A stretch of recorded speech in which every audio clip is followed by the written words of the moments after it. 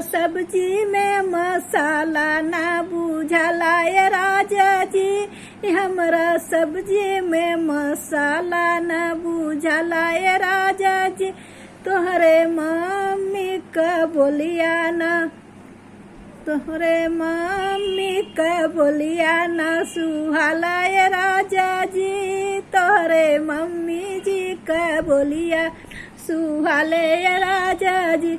तब तक हम रानी बन के नौकरानी बन के रहत बाटी। तोहरे डाली में नीमक ना जाना लाए राजा जी।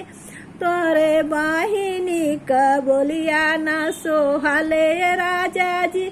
जैसे सब्जी में मसाला ना बुझला राजा जी। तोहरे मम्मी का बोलिया ना सुहाला राजा जी। वैसे